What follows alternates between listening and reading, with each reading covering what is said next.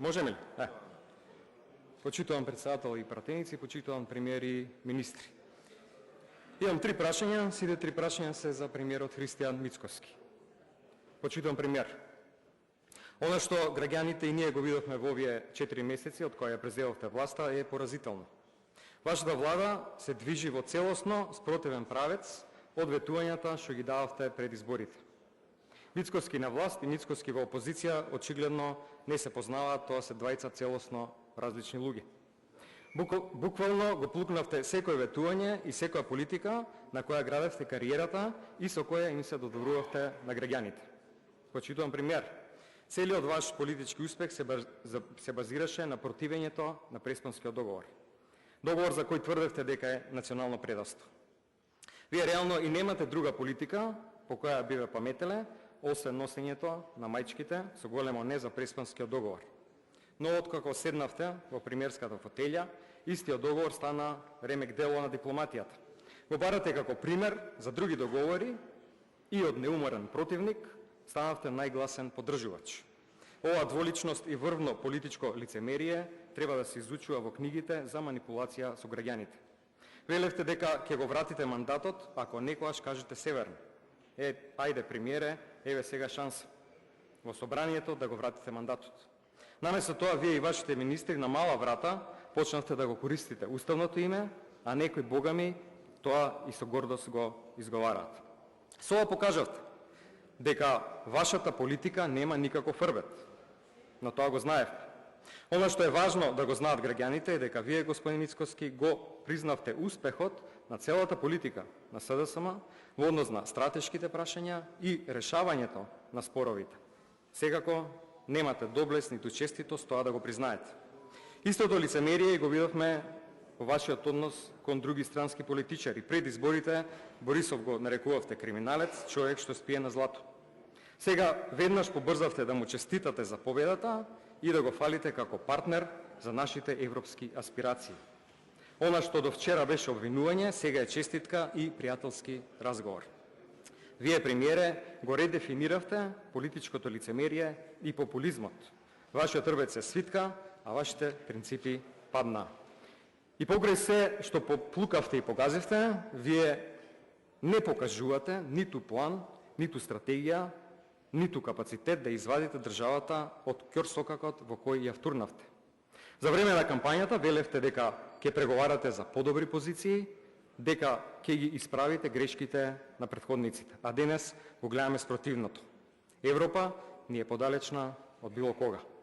Затоа го поставувам следното прашање. Кој е вашиот план, господин Мицкоски, да не извадите од ќорсокакот во кој не втеравте во однос на преговорите со Европската унија? Второто прашање е во однос на проектот Бехтел Енка. Додека владата предводена од СДСМ ги поставуваше темелите на најголемиот инфраструктурен проект во историјата на независна Македонија за изградба на коридорот 8 и 10D, вие и ВМРО ДПМН постојано обвинувавте, па дури блокиравте закони во собранието. Еве неколку од тие ваши изјави кога бевте во опозиција. Договорот меѓу владата и Бехтел Енка отвори многу дилеми за историски криминал на 22 април 23. Криминалот со Бехтел Енка ќе окријат со закон за деловна тајна 31 октомври лани. Да дебатираме за историскиот договор или да бидам попрецизен за историска плјачка на 4 мај 2023 година.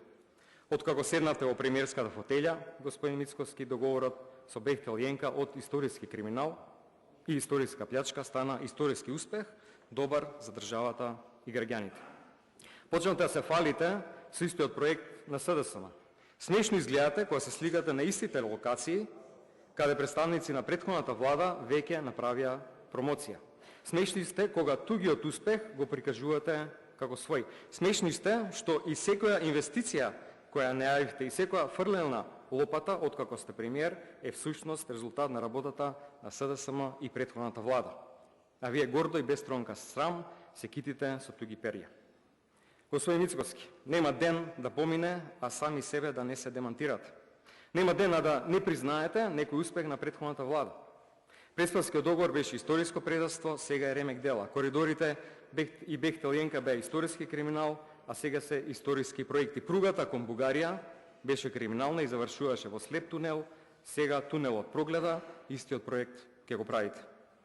Вие, премиере, всушност сте сакале да биете СДСМ.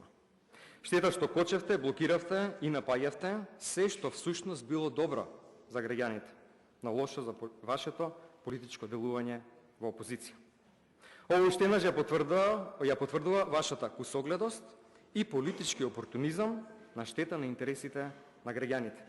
Како одговорна политичка партија СДСМ и кога е во опозиција, силно ќе ја поддржува изградбата на стратешките проекти од национално значење. Се надевам ќе имате доблест, ќе излезете пред граѓаните и ќе се извините за тоа што ги излажавте. Тоа е доблесно. Прашањето е дали ќе го објавите целиот договор, дали ќе биде декласифициран и достапен до јавноста. Третото прашање е врска со Агенцијата за национална безбедност. Тоа е еден од многуте скандали на оваа власт. А тоа е всушност груба и опасна партизација на Агенцијата за национална безбедност. Покрај тоа што поставувате криминалци за директори, осудени лица за директори на затвори, јавноста се смее, ова партизирање на АНБ воопшто не е смешно. Напротив, ова многу загрижува и ја потврдува вашата намера да ги узурпирате клучните безбедносни институции. Вие, премиере, изгледа заборавивте дека заради овие ВМРО диктаторски политики 100.000 луѓе маршираа по улиците. Слушнавме од вашиот коалицијски партнер дека поставувањето на Бојан Христовски на чело на АНБ е ваш личен избор, што и не е за изненадување. Трукате партиски кадар, претседател на градски комитет на партијата, за кој велите дека се деполитизирал за само неколку месеци. Ова е инфантилно објаснување и не треба ни да го коментираме. Но денес ќе презентирам докази за нешто што го криевте, а ние го тврдивме.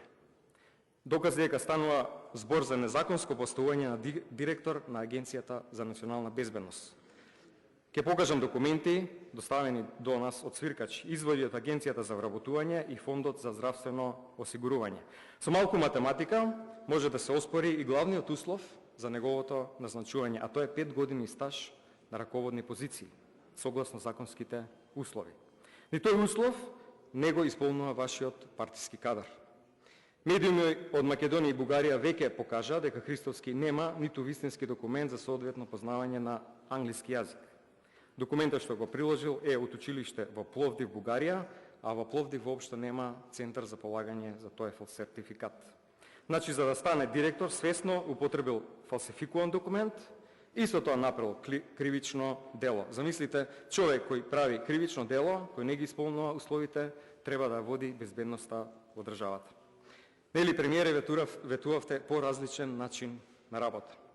Нели, мерит систем ке имаше, така најавувавте. Вашето поимање за мерит систем е по заслуга, ама во партијата. Кој најмногу заслужил кај лидерот на опозицијата. Ова е основниот модел, а потоа може и да се кршат закони за да се назначат незаконски вашите партиски послушници. Професионализмот мора да се заштити и АНБ да биде во функција на државните интереси, а не на интересите на ВМРО ДПМН. Затоа Христовски треба биде разрешен, да биде назначен нов директор на АНБ, а надлежните институции целосно го истражат случајот и да има одговорност.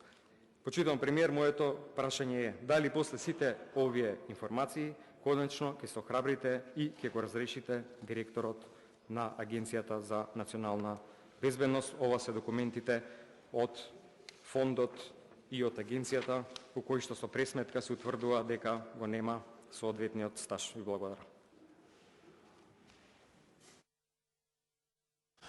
Благодарам. На поставување